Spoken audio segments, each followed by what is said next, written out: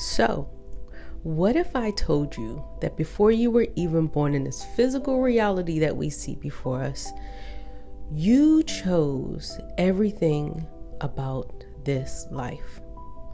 Your parents, your body, your race, your struggles, your heartbreaks, your lessons. And not as a punishment, but as a path. Oh, expand, Nicole, expand.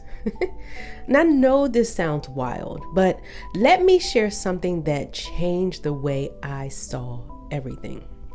So I did a thing, right? I did what is called a past life regression hypnosis. And if you're not sure about what that is, it's basically a process where you tap into the memories of your soul's previous incarnations that may be affecting you in this lifetime. So as I went through one of the incarnations, the facilitator asked me, now that you've taken your last breath, what happened? So in my hypnosis state, I began to explain to her what I saw, which was darkness, but not in the darkness that you think, not as an empty void. It was more pure love, pure bliss, an energy so powerful, so peaceful that words truly cannot even describe what I was feeling. At one point, I noticed that I wasn't by myself. I was in what I can only describe as a spiritual boardroom, like a place where souls meet between lifetimes. And in that room, we reviewed my last life, what I did well, where I could have grown, what lessons I still needed to master. And then the most profound thing happened. Everybody that was in that room, we all decided to go back. Yeah, I definitely questioned that too. But we all decided to go back and come back into this physical reality to try again, to switch roles, to step into new challenges that would help us evolve even further. The funny thing is, in that past life, I was actually a white male and I was living a similar life to the one that I'm living now.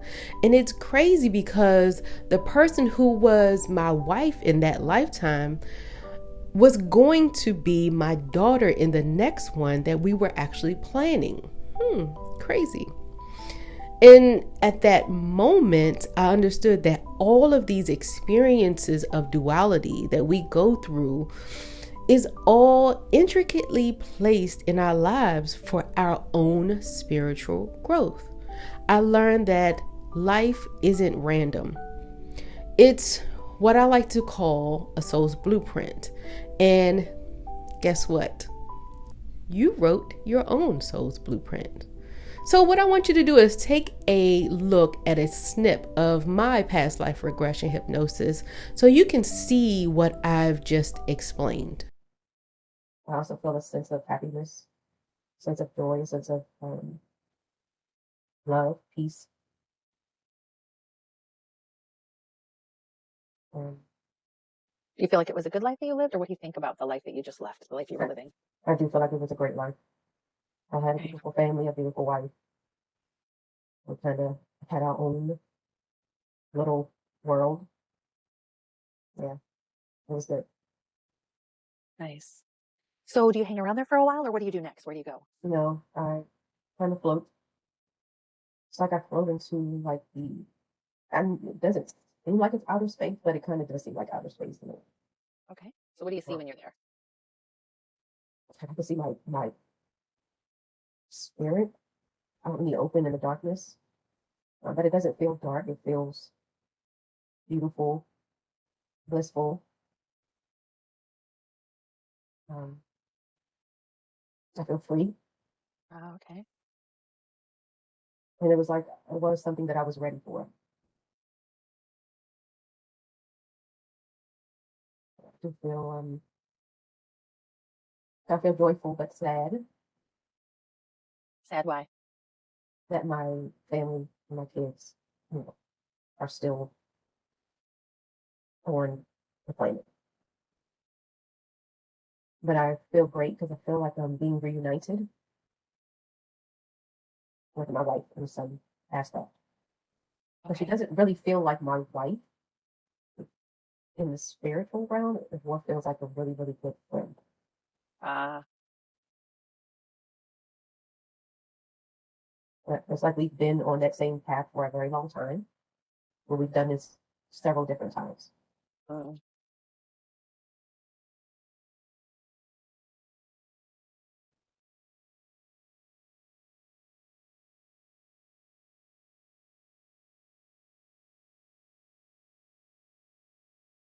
And then what do you do after you spend time kind of reacquainting with everyone?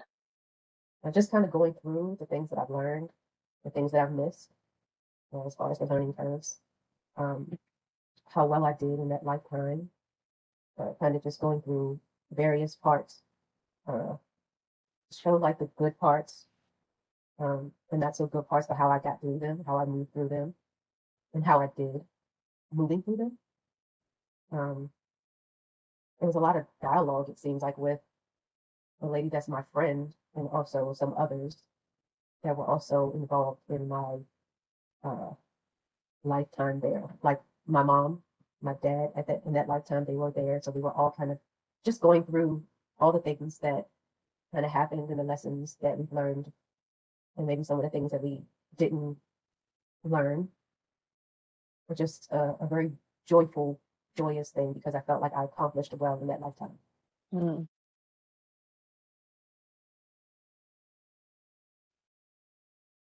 So what we might call like a life review. You did that with them? Yes, absolutely. Okay, got it. And did you all share or was it just you sharing? All of us. Okay. And so once you're done with that, what do you do next? You talk about something different or do you go someplace else? What do you do? I'm trying to figure out if we want to do it again. Okay. And did you say we try to figure it out? Yeah, Meaning like that same group? some of the same group. It may not be some of the same people, but some we try to figure out if we want to kind of move through and go back in and learn and try to learn some of the lessons that weren't we didn't get. Mm. And so how do you feel as you're doing that kind of planning session? How do you feel about I feel what you're great. planning? Okay. It's You're excited exciting. about it? Okay. Yes, it's like what it is. It's like a big game. So weird. Um, so we're really thinking about doing it again. I know that my wife is, and it looks like she's actually going to be my child this time. Mm. Um, yeah. And are you planning the life that you're living now, or was it a different life you were planning? Uh, it seemed like it was a different life, Okay.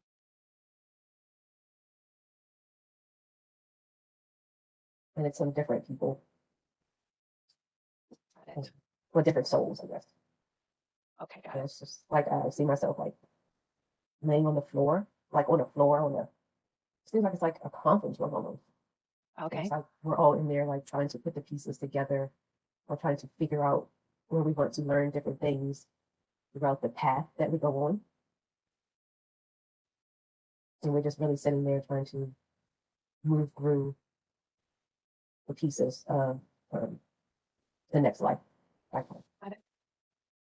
And you're still feeling excited about it, or? Yeah, Okay. absolutely. It's like for some reason I thrive off of coming back into lifetimes to kind of one make sure that I kind of stay on track in each lifetime and see where it is that I do well, where it is that I can actually grow uh, and learn better. It's just the whole process is like very, very intricate and very neat and fun for me as a spirit. And just the whole part of coming back onto the planet, wherever planet that is. But mainly I've been earthbound, um, but just to come into as a child and forget everything and just try to figure it all out again, and how you have your higher self moving you through everything Mhm. and seeing how you kind of finally come to a point in your life where you hit eureka, kind of, and you finally get in tune with your higher self and you kind of take that path on. That to me is the exciting part and learning all of the lessons behind it. Got it. It's kind of like the joy of rediscovery, right? Yes, yes, absolutely. it's kind of like a thrill. Like people like roller coasters, or this, Uh-huh. but the spiritual realm is kind of like a thrilling type thing, in a way, to come and help others. And the co-creative experience is definitely big. The lessons are definitely big, especially on Earth, learning and learning how to move and guide yourself through, learning how to discover that self-love, self-awareness, learning those, the density of life and all the adversities, and how you finally learn how to move through them and how to appreciate them once you have gotten through them. Ah,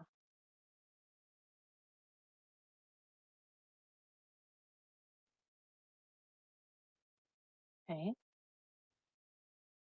And so once you're done with the planning session, is that when you all just kind of go down at the appropriate time? Or do you Yeah, do we something take else in between? you can kind of take some time before you go if some people want to, but if you don't, you can just go ahead and start going back down. Some people don't go back; they kind of start doing the oversoul process Uh-huh. instead. Um, No, but instead you, of them being the body, they'll be okay. the oversoul of themselves. Oh, okay.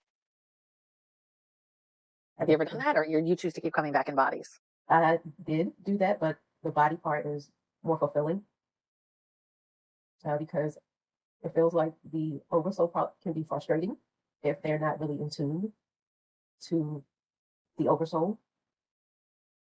Like, to be honest, most people are not once they are programmed,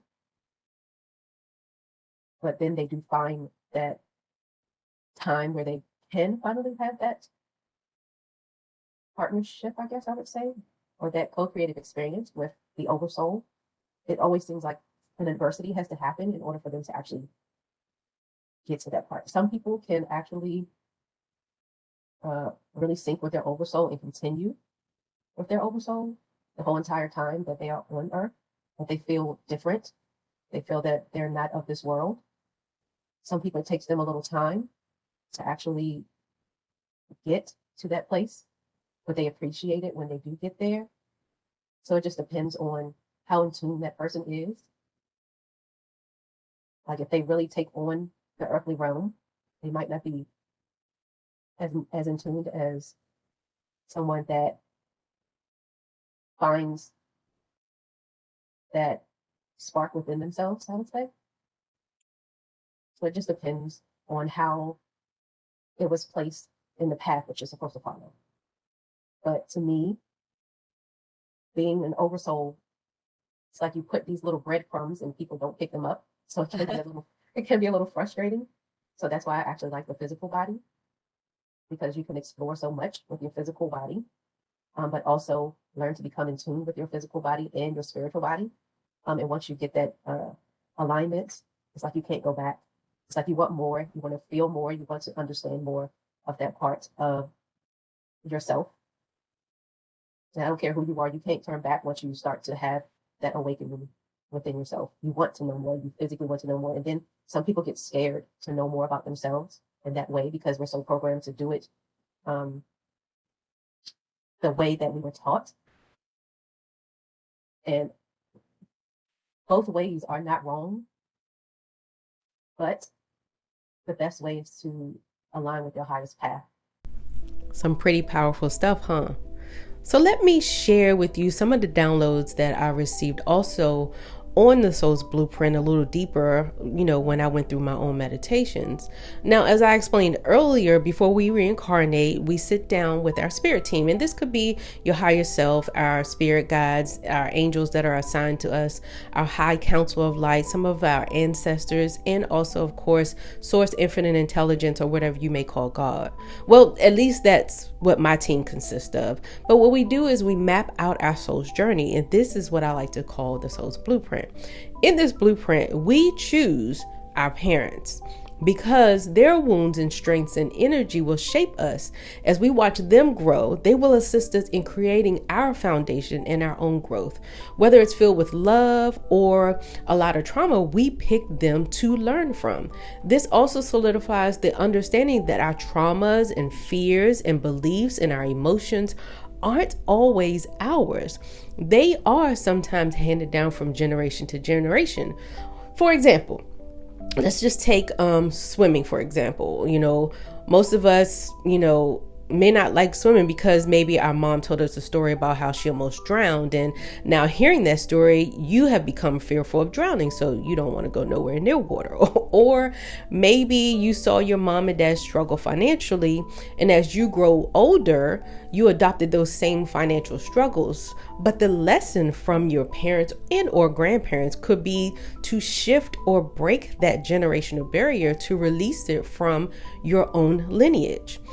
We also pick our siblings, or lack thereof, because those relationships teach us about connection and independence, and sometimes even abandonment, depending on how you were raised.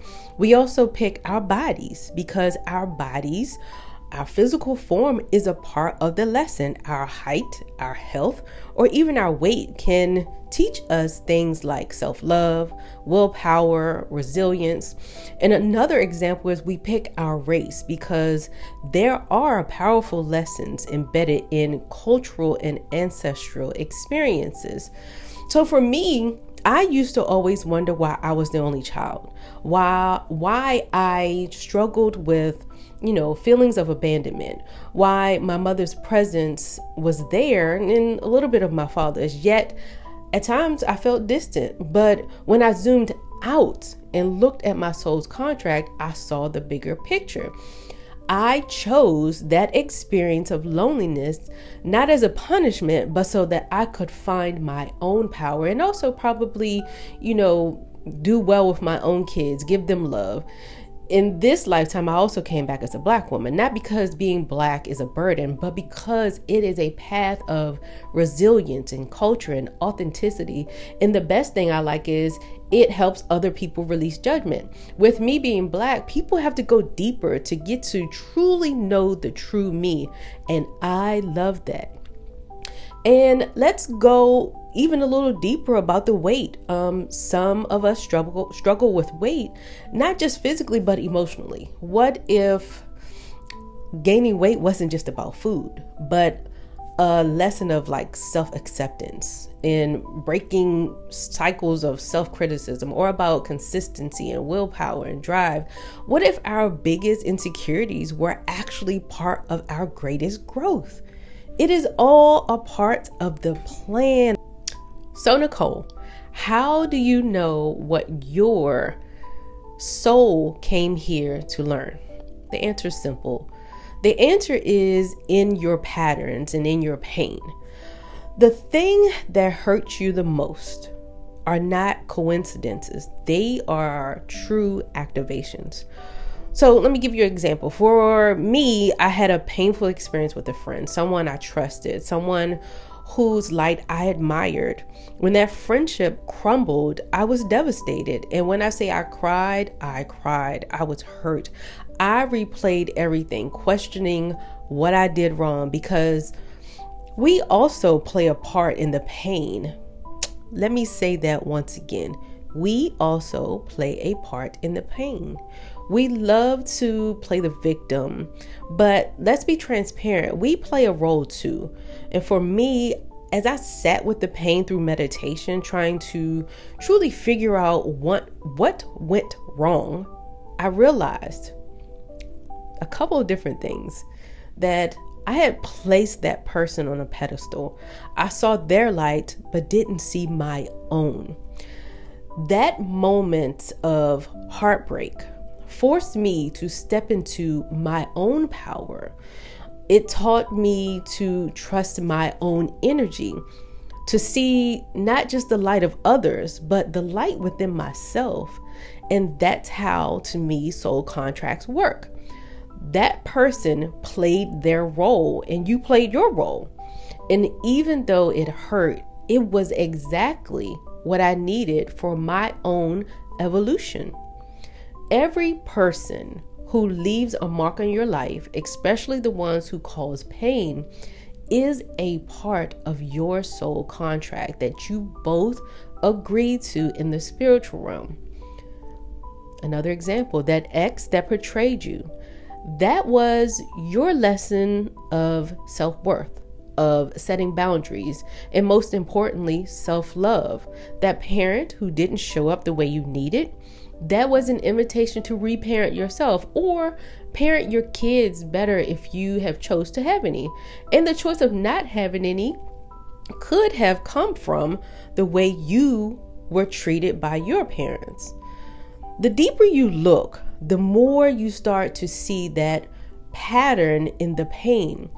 These contracts aren't about punishment. Like I said, they are about evolution or growth and elevation on a spiritual level. After that painful friendship, something inside of me shifted. I started seeing energy differently. I started seeing soul contracts, not just in my life, but in the lives of others. And now I actually help people understand their own soul contracts with people around them. And I think that is the most awesome part that I got out of all of this. I can now see the contracts between those experiencing deep trauma, whether it's someone struggling with infidelity or betrayal, or even something as heavy as loss or violence. I see both sides. I understand the physical side and the spiritual side. I understand the lessons in it. And not to excuse them, but to free us from the illusion of victimhood, of hurt. Because when you understand your contracts, you stop seeing your trauma as something that happened to you, and you start seeing it as something that happened for you, for your growth, for your elevation. Another soul contract that I love is animals and those who have like nonverbal children. Let's start with the animals first. Have you ever noticed how animals just know? How your dog senses your sadness, and they lay on your lap and put their head down. How animals without words, they communicate through energy. Dogs, for an example, don't just give love, they absorb energy. They take on the stressors, the grief, the suffering, and they transmute it into unconditional love. And as a personal example, when our house was going through the whole cancer and caregiving experience, the density of the house was very heavy. And all of a sudden, here comes our puppy Storm. Her contract with us was to bring forth lights and happiness and fun and some normalcy and some laughter into the house. She has been such a great addition to our family. And sidebar, we called her Storm because she was what weathered us through the storm. And that fit her so perfectly. I love her so much. She's such an amazing dog. So let's go to humans. Some humans, some souls come into this physical world without traditional speech. Not to say that they're lacking it, but because they are here to teach us a new way of understanding. And we as the collective of human beings are to go deeper within the understanding that their uniqueness is a part of the contract. Many nonverbal artistic souls are here to guide us into energetic communication. They really bring forth the art of learning telepathy. They challenge us to step beyond the verbal language and into something so much more deeper, reading emotions, understanding without words, learning the art of presence. These beings, both human and animals, are here to expand our perception of communication, to remind us that words are only one form of connection, and that the most powerful conversations don't always require a single spoken word. So let me ask you, what if the very thing you've been running from is actually the thing that will set you free? What if your soul didn't choose an easy life because it came here for mastery and not necessarily being easy? And what if I told you that today is the day you stop resisting your blueprint and you start stepping into your power? Because you didn't come here to survive and play small. You came here to evolve.